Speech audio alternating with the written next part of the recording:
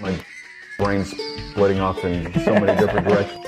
My brain's splitting off in so many different. My brain's splitting off in so many different directions that no one has the answers to. My dad was a shrink. Certain things upset me. And my dad was a shrink. Certain things upset me. And my dad was a shrink. Things upset me. What's the furthest star, and then what's beyond the furthest star? What's the furthest star, and then what's beyond the furthest star? What's the furthest star, and then what's beyond the furthest star? Questions that no one has the answers to. I'm Jeremy Greer. And I'm Gary Butterfield. And this is Days of Future Cast, the only podcast that tells you interesting stories that they've heard on TikTok on the For You page. So that's all of our information nowadays. 240-year-old guys sign up for TikTok. You said TikTok. It really sounded like you said Titcock. Ooh, that's a whole different website. We can't talk about that anymore. That's totally different. Like, I'm too old for TikTok. Pornhub took TikTok, turned TikTok. They took all the videos down. Man, we're wrapping up the Back from the Dead arc. Yep. Finally. Mm-hmm. It's over. This has been, like you mentioned, very, very messy. And the beginning, it didn't start very strong. It's gotten better, but like I'm ready to be done with all of this business. And having zombie Henrietta throughout this entire thing, it's very goofy and fun. But it's definitely like, all right, y'all need to get done with this so y'all can do anything else. Yes, 6 issues is too long for an arc. That was the style at the time. You know, Warren Ellis introducing decompression to the Marvel Universe meant that like every arc had to be 6 issues long. And it's too long. I've been reading a lot of Jason Aaron Wolverine stuff, and he does a lot of 4 and 5 issue arcs. And it's better. Yeah. You know, this is also the last full arc, or the second to last full arc. We have a little 2-parter after this, and then we go into the X-Statix versus Avengers, which is, to my mind, the funniest this book gets. And then just one final issue, and then we're done. Ooh. So, yeah, just a couple more sets of comics for us. If you've got suggestions on what we should cover next, keep them to yourself. We've got all the suggestions we need. We're good. Don't need them. I didn't expect you to go that way. Because I was kind of interested in what people would have to say because I wasn't sure what we'd do next. But well, I mean, you have that tweet that you put out like way back when, so I'm sure you have plenty of suggestions. And I just don't. You'd think so, but I erased my Twitter. I read So You've Been Publicly Shamed and erased my Twitter backlog. I don't think so that I don't you think did. I have that anymore. No, shit. I think your Twitter is still. I meant to tell you this the other day when we talked about this, and I was like, no, your Twitter is still like 40,000 tweets. So unless you've been like tweeting just a whole lot, I have been tweeting a lot. I keep going. Like when I look at my Twitter, I can't go that far back. Maybe it just erased them for me. Maybe, you know, I often ask like why celebrities don't delete their tweets, and maybe this is why, because they think they have, but they've just only erased it. Yeah, I'm showing you as 69,000 tweets. I don't think I've made 69,000 tweets since this fall. No, definitely not. See how far I can scroll back. Well, this seems like the kind of thing I could do while not recording a podcast. No, I think we should really get in detail to it. I think this is teach people how to use Twitter. Keep scrolling back then. Man, I tweet a lot. I tweet too much. Oh, I do too. I tweet too much. Autumn told me. I drink too much. I tweet too much. Too much. Too much shit on the bay. Autumn told me the other day, like, there's no reason you should have 40,000 public tweets. And I was like, I agree. And also, I'm too lazy to delete all of them because I want to keep my heaters. And that's the dumbest fucking thing I've ever said. Like, oh, I need to keep my good tweets. There's a app that's supposed to just delete them. I downloaded an archive of all my tweets because I wanted to keep my heaters and retweet them if I wanted to. And then the app is supposed to just do it. I was like, I thought I was too lazy to do it. No. The app failed you, my man. You got to go back through it. How? What the fuck? This sucks. Gary thought he had one technical problem under control, and I just ruined his weekend. He's gonna be. Yeah, it all came back. I think they work on it at one point though, because I tried to there's a couple tweets I had bookmarked that were things like the suggest stuff for Days of Future Cast. Okay. And when I try to go to those, it'll be like, this tweet is missing. You know? I don't know what to tell you, my dude. What the fuck? What the fuck? This sucks. This is bullshit. Anywho, Yeah, oh, X-Statix. here's the remember October 2nd when we thought Trump had COVID. Oh God, I just scrolled back to everyone is just going like me just going like let's go over and over. everybody was so That was a fun excited. day. Everybody was just so excited. Let's see. Ooh, Early October. that doesn't work. I'm gonna try to find Gary Butterfield's first tweet. What do you think your first tweet was? Not good. Hello world. You joined in June of 2013. Let's see. Oh, see, my last tweet shows September 19th, 2020. I think that if you're like in the web interface, I think it just stops loading them eventually. Maybe that's what happened. Yeah. Because this is the last tweet that I'm showing is me saying I'm going to get rid of some tweets. Let's see, June 29th. I got a June 15th that says there's an hour left in my Kickstarter. Please. No. If you haven't, please consider. God damn it. Yeah, they're all here, dude. Why didn't it work?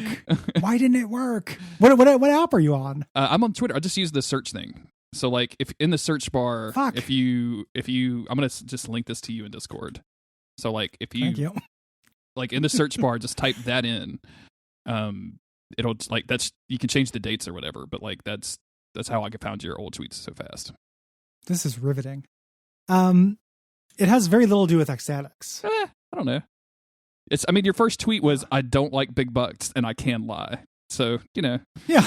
That's not a horrible tweet. I just that has 0 likes, 0 retweets. Just want you to know. Yeah. No, I mean nobody followed me at the time. I know. It's great. Yeah. You tweeted way better back in June, man. Never trust someone who thinks they were still cool in high school. Good one. That's a good one. Look, Yeah. I'm gonna give that. Can I get you a Digimon girl? It's not so bad. Reading Gary's old tweets. Sorry, you had added Cole, so I got mixed up there. Yeah. Well, I don't know why I didn't get rid of these, so fuck everything. I'm gonna try again. So the cover for X-Statix Back from the Bed Part 6 is this is Thank you for the sympathy like on my 8-year-old tweet, Jeremy. You're welcome. I don't even know what account I'm logged into. Am I logged into as my actual account? Yeah, I am. Okay. Cool. Yeah. Didn't know if I gave you a like from Dead Blood Club for some reason. Cool. Thanks, vampires. Every podcast needs a Twitter account. Yeah. All right. The cover is Henrietta as a Ringu. Yes. Or a Grudju. And Jew on the Ringu. And it looks like a giant mouth in the background, which I originally thought was Dupe, and then I realized, like, oh no, that's Dupe in the corner. That's Dupe in the corner. In the corner. So they're all freaking out. Back from the Dead Part 6. And this is like the coda. We get the very final little bit of that action scene. In the last issue, Mr. Code was about to explode just as Guy saw his identity. Mm-hmm. And he's waiting to die. And he looks up, he did not die. Nope. And it looks like Fat has actually sacrificed himself for the team. Yeah, and this monstrosity of fat, because Tyke describes, like, he fatted up so quick he heard his bones crack, and then he wrapped himself around the explosion again and again. He swallowed the explosion, and he like looks straight up like a Cronenberg. Like his face is all fucked up. Yeah, one of his feet are missing. Like we're gonna figure out what happened to that foot later. A mystery gets solved. It's really dark, mm-hmm. And really scary. Like him changing shape so fast that his bones crack is scary. And again, I said in this book, like when people have done their thing, they tend to go. And like Fat probably didn't have a lot left to do, No. in terms of his character arc. Everybody kind of mourns him at this point, Vivisector and the Anarchist specifically. Vivisector because it was his first. I love this. He was white, but he wanted to be black, and that's what made him blue. Yeah. It's very sweet. It's fucking hilarious. It's very good. And of course, Henrietta didn't make it either. So they'll finally have some peace from her, or maybe she'll have peace from them. And we go to somewhere in Europa where a music studio, a label, has decided that they can release music from her, basically by chopping up her old sound bites and releasing this new music. That way they don't have to pay her or her estate. They can just rake in all of the money. And all of these dudes look like record label douchebags. Like that's the vibe. They get theirs. Very similar to like the random killing kind of thing. We cut to just a man on the street. Yep. People listening to the CD. And we never really get the tune of this, but just like Back from the Dead, I'm back from the dead, baby, baby, yeah, baby, yeah. It's like a generic pop stuff. And they start discussing this like urban legend, basically, of like, if you're humming the song or if you get the song stuck in your head, you have a minute to recite all the lyrics or you die. Yeah. And as this is happening, this older lady who's having a rooftop party knocks a plant over and it crashes in this guy's head. When they see his face, he's got this like twisted expression on his face, like when you die from the Joker. Yep. Jack Nicholson done gassed you. Yes, you have been Joker gassed. You've been Joker gassed. Continuing our series. Is, part 6, The Disc. Yeah, The Disc. We have another little vignette of a father and a son who have locked themselves in a safe room because of this, because they can't stop singing the song and they don't want to be killed. So the dad thinks that this is the best way to do it. The wife, the mom, calls the fire department and they cut them out of the safe room where they find that they have strangled one another, but they both have the same twisted Joker face on. So yes, so the curse got them even when they're inside the panic room. Cut to the funeral. I love Dupe's little mourning choker. Yep, everybody else is wearing the black armband. This gag with the giant casket.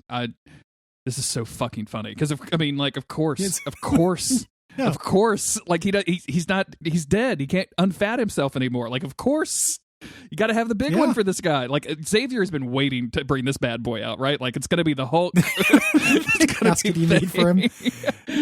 All the caskets he made for the various X-Men. Yeah. I just kept thinking, like, they're in a funeral and you see the spacing of the other tombstones.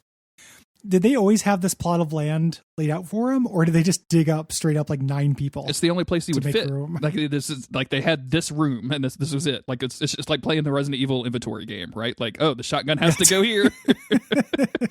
That will fit in. It's like when you get the rocket launcher. Yeah, plots A through Z or in row 29 or whatever.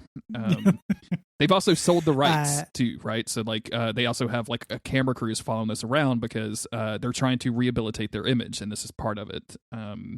And outside we even have riots because there's 2 kind of battling groups here of a gay rights activist and fat activist who are fighting each other to claim Fat. Yeah. He was fat and he was first and foremost a gay American. No, his hormones made him gay. God made him fat is the response from the other team. All of this is way too much. Surprised there's not a mutant faction. Mm-hmm. They all leave, kind of just like, they've successfully rehabilitated their image. They're not talking about Saddam Hussein or anything. And Guy starts getting into this existential crisis. Like, what are we? And they're just kind of in off time. They head back, after the funeral to hang out at their house, and they're listening to the new song from Henrietta. They've heard about the urban legend or whatever, tossing this disc back and forth. Dead girl guesses that it's haunted here. And they're like, well, let's go to Europa and kick some butt. Like, let's go take care of this. Yep. Who is doing this? Who did this to her? Let's go fight them. We cut back to the record douches, specifically Soul Patches. And they start singing the song, talking about how they're making all this money. He's like, aren't you a little worried about the curse? He's like, I'm not worried about that. How am I going to die? We're 13 floors up in a secure building. And of course, X-Statix busts through in full funeral gear, spraying them with broken glass. Yep. And give him a heart attack. Presumably because he was super coked up, right? Like, I think that's the unspoken implication here. And yet he also has, he does die from the curse as well. And he dies from the Joker curse. Face. Yeah. And looks just like the 7 Samurai. I don't know why, but Dead Girl and Venus de Milo, like, just really good. Well, because they're talking about the Ring. They're like, oh, it's like out of that movie, the Japanese one that Hollywood remade. And instead of the Ring, he's like the 7 Samurai. That's the one. I know. I just and the fact that they're pointing at each other, like, because you do that, like, you're like, yeah, that one. Like, oh man, that's such a good line. It's a really good joke. And also the idea of the 7 Samurai being about, if you, like, you see a cursed object and you don't, like a sword, if you don't swing it, then you die or something. You swung the sword without honor. You will die now. Yeah. I didn't really understand why they brought it looks like they brought the rest of the studio execs like back into the unspoken place in the X-Statix tower so that they could raise money for charity or something. Like I didn't really understand what this was getting at all, but like it's just there in the background. And meanwhile, we see El Guapo like just in his Charlie Brown outfit, just performing mad tricks on his skateboard while everybody else is kind of talking about this. Mm-hmm. And starts singing the song. Mm-hmm. And does not recite the lyrics. We see what he sees before he dies. The curse kills him, and it's a zombie Henrietta. Nobody else sees this, but he sees it, and he crashes, and the skateboard goes through his heart, giving him the Joker face. Rest in peace, Fat. Rest in peace, El Guapo. Do you think the skateboard is also dead? Like, if the mutant, like, interesting. Like, if Phantomos's ship can exist after, if Eva can exist without Phantomos, like, can the skateboard exist without El Guapo? I would have loved if the skateboard was just on the team. Right? I think that would be awesome. That would have been great. Just a random skateboard, just doing random skateboard shit. Like, that'd be fucking awesome. Yeah. A sentient flying skateboard would be a good X-Man. Better than most. Yeah. Better than Beast, probably. Yeah. Like really, really pretty powerful. Like you could ride him if you needed to, but also he could, take care of himself. God, imagine Angel, like they're in the fucking danger room and the skateboard is just shitting all over Angel, right? Like Angel's just getting so bad. I am worth $7 billion. You were a $35 Walmart skateboard. What is but he flies faster and he's hard, so he can go through people's chests. Whereas Angel can just kind of fly around and sometimes shoot a bazooka. Yep. Drop a rock on somebody. The team decides they need to find this out. So they have Dead Girl singing the song. Yep. Because she can't die. And I love Miles here, who was obviously like emotional turmoil as several of his team members have died, but it's like and love interest, right? Like it's his the only person he's had, the first person he had sex with, and his crush died in a day of each other. And he says to lose 2 X-Statix is unlucky. To lose 3 makes us the Fantastic Four, which I think is it's really funny. And then out of nowhere, this comet comes flying down and just smashes Dead Girl in the head, who is like, she's still alive because she's Dead Girl. And as they dig this like artifact out of her head, it turns out to be Fat's missing foot, which is extremely funny. And then of course now she can see Henrietta's like Ringu ghost. So yes, zombie form. Mm-hmm. So she realizes what they have to do. They go back to the stage where Henrietta was first sabotaged and electrocuted. Saying like she can't be arrested until the people who did this are punished. And she's like, well, I don't know who did this, but Spike Freeman gave me a hint. Yep. When I talked to him in hell. And they go to the guy who's not Reggie, whose name I can't remember, to get a name from him.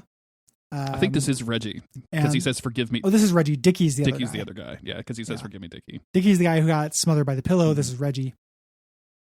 And they get the name of the president. Like they did this on orders of the government. Mm-hmm. It's a president instead of the queen, the monarchy, which is what it would be if it were Princess Di. And they basically just irony kill him. They come in with a boombox and they make him sing the song. Yep. And then they teleport away and let Henrietta do whatever she wants to with him. And that's it. He tries to apologize, and then we get this huge up close picture of her face saying it's a little too late for that now, as she's like drooling and fully zombified, and that's the end. That's it. Presumably she kills the president / king of Europa. Goodbye, Europa. And goodbye, Europe. And just disappears. And goodbye, Princess Di. Extremely good. Yeah. Pretty, fun little coda ending to it. Good jokes and stuff, but it's a weird fucking arc. It's extremely weird because none of this was particularly necessary, I think. You